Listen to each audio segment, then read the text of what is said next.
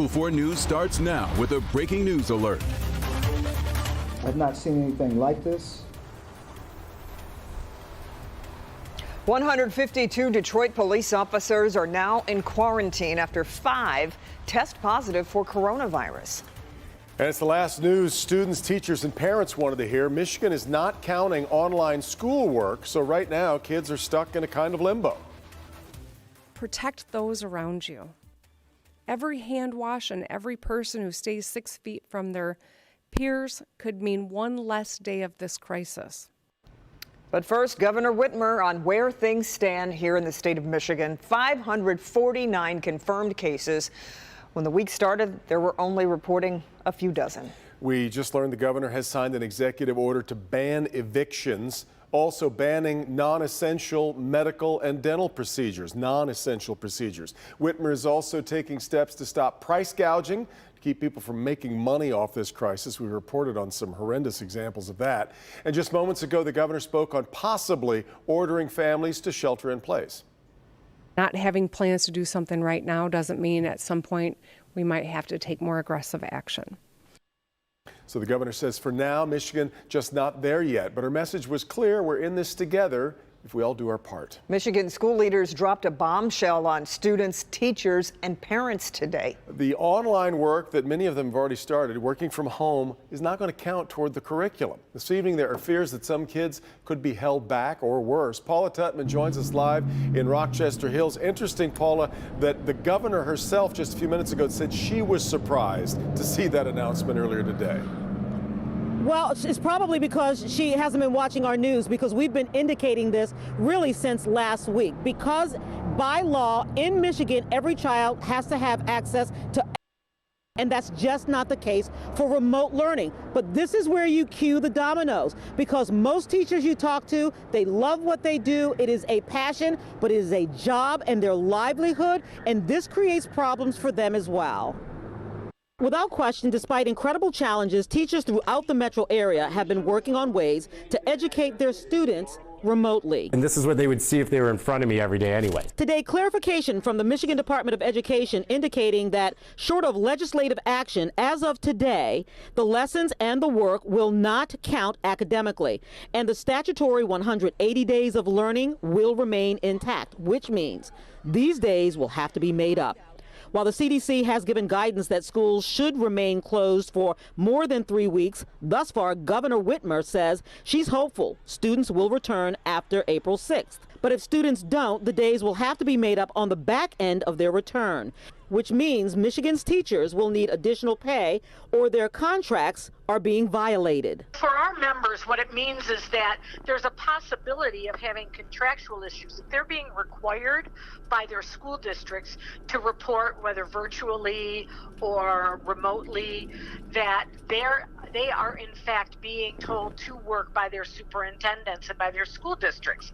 If in fact these days can't be made up and can't be used and need to be made up, then we have contractual limits to the amount of days that educators are supposed to be working in the schools based on their individual contracts. We could be in violation of contracts, extra pay. It could cause extra pay to be needed, all of those things. Also, a school extension could create hardships for teachers who often work other jobs in the summer. If this goes beyond April 6th, if we follow the lead of other states where they're closing school for the rest of the year, we're going to have a serious problem and policy discussion that needs to take place. Okay, cue a little bit more confusion because lawmakers get back to work on Wednesday. And by law, they could actually change the statute so that kids could possibly get graded for their work, or so that they don't need those 180 days of learning. But we won't know until they get back to work. So whatever we say today, understand that's what we know today, but it really could change tomorrow or next week, guys. I just want to be really clear about that. As with so many other walks of life at the moment, it's moment to moment. All right, Paula. All right, now to breaking news we told you about at the beginning of this newscast. 152 Detroit police officers are now in quarantine. That comes after 5 officers tested positive for coronavirus. Let's get to Mara McDonald live from outside Detroit Police Headquarters. Mara, along with concerns for those officers who've tested positive, I think people are wondering how much this is going to impact the department's ability to do their work. Well, right now, the chief says, Devin, that they are managing rather well. However, that can all change if they have another spike in cases. The chief addressed the whole issue. Take a listen.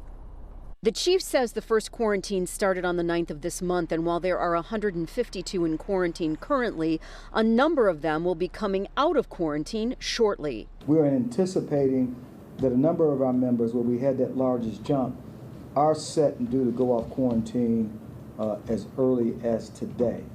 That has not happened yet. But depending on how much further the virus spreads into the department, different measures are going to have to be taken.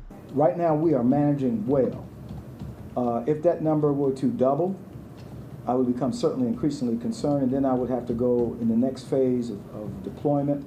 The chief has told officers their discretion is such that they cannot worry about low-level misdemeanors at this point, but felonies or sexual assault cases and domestic violence cases are still high priority.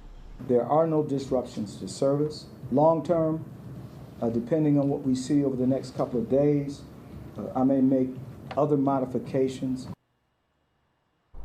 Back here live, some of those modifications so far. The coronavirus really hit the 9th precinct pretty hard, according to the chief. They've had to backfill officers there. They are moving people around as needed. Right now, business continues. We're live at Detroit Police Headquarters. I'm Mara McDonald.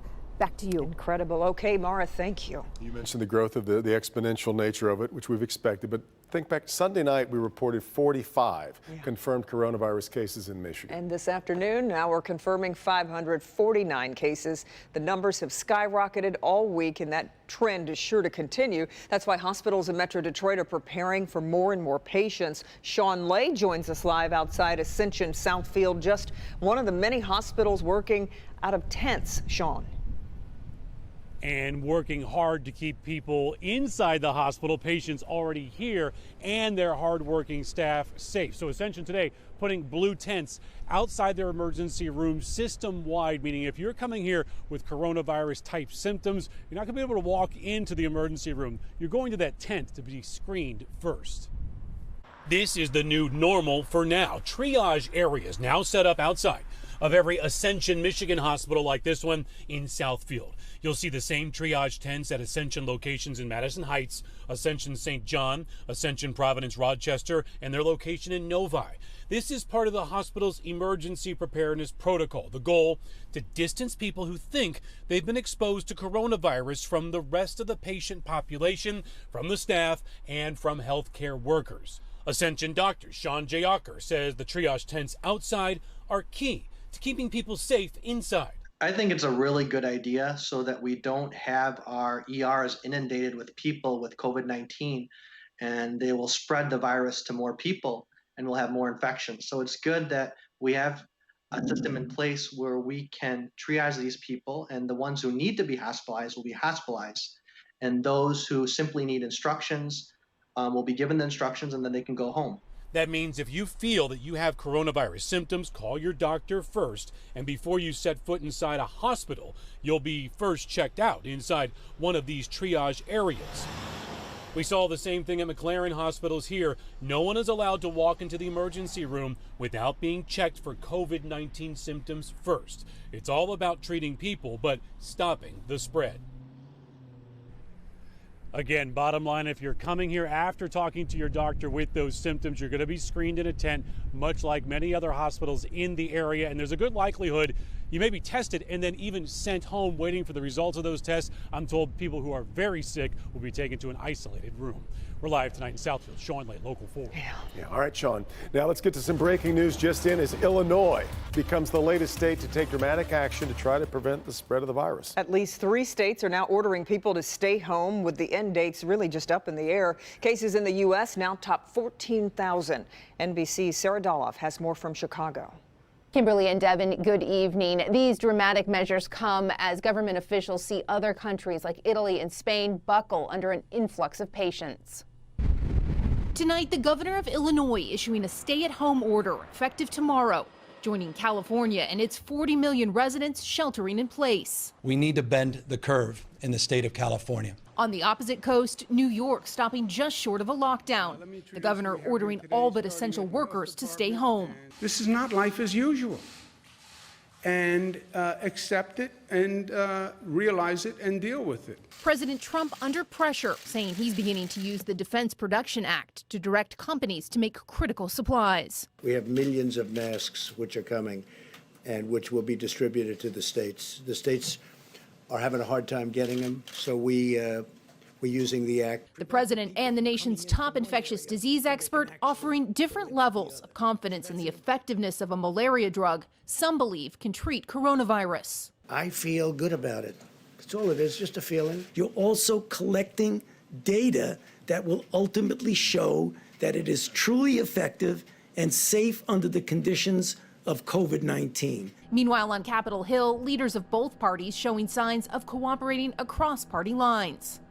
Working to buy struggling Americans time, the White House extending tax day to July 15th and sealing off the U.S.-Mexico border to all but essential travel and trade, just like it did with Canada. A roller coaster day on Wall Street, capping off a brutal week with the last day for the foreseeable future of trading on the iconic floor of the New York Stock Exchange.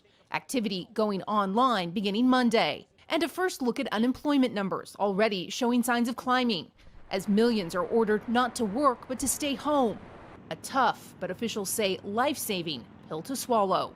Epidemic expert Dr. Anthony Fauci says it's likely Americans will have to stay at home and continue to practice social distancing for several more weeks. In Chicago, I'm Sarah Dolph, Local 4. All right, Sarah, now to the end of another volatile week on Wall Street. Stocks sank to their worst week since the financial crisis of 2008. Dow dropping more than 900 points on the day, ending the week at a 17% loss. The S&P 500 and the NASDAQ both fell down 4% on the week.